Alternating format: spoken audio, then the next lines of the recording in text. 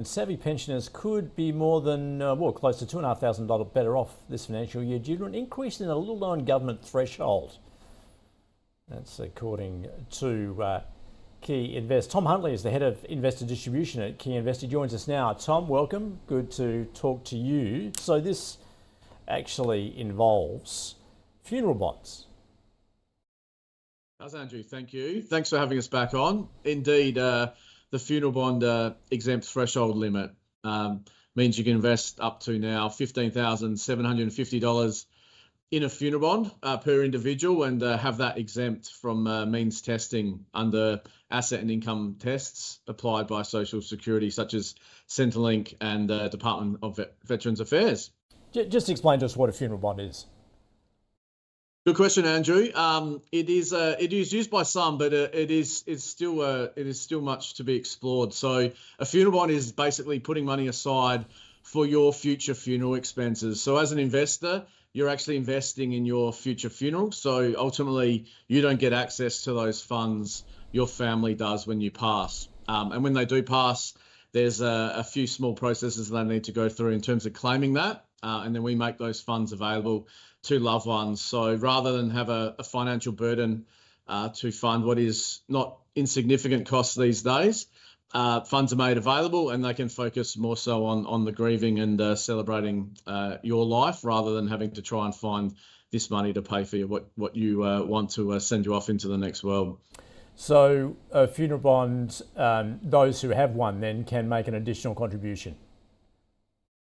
Absolutely. So, well, yeah. If you've got one, then the limit's gone up an extra $250. So from $15,500 to $15,750. So you can top that up and increase your entitlements. But ultimately, if you don't have one, then you've got full access to that $15,750, and that's per person, as I said before, Andrew. So ultimately, you can utilise that twice if you're a partner, a couple, and that ultimately increases if you can access that full entitlement.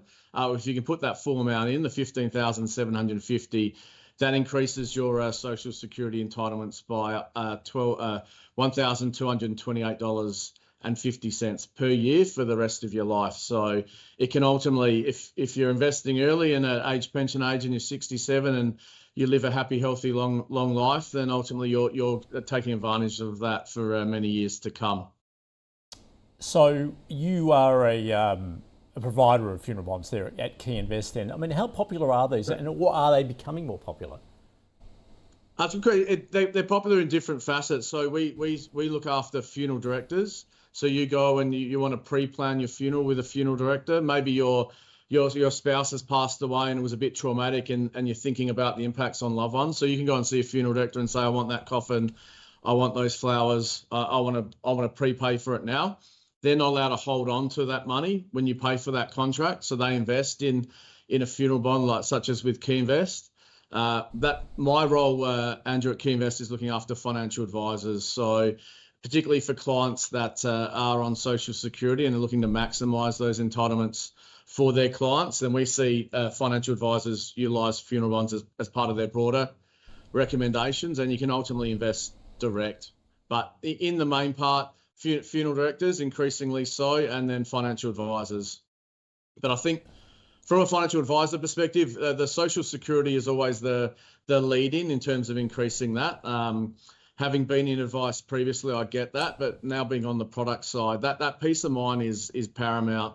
Having funds set aside to help pay for your funeral, like I said before, they're not insignificant. Funerals can get upwards of $10,000. So people don't necessarily have that money at hand when someone passes, and having a funeral bond sort of allays that fear and provides that financial security. And so you also made the point that there's no restriction in terms of age or health or any of those other conditions.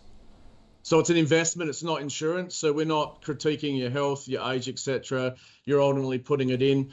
You might put it in and you might have it for 20 plus years whilst you remain alive, or you might be setting one up because you're not 100% and you might not live that much longer, but you want to put that money aside.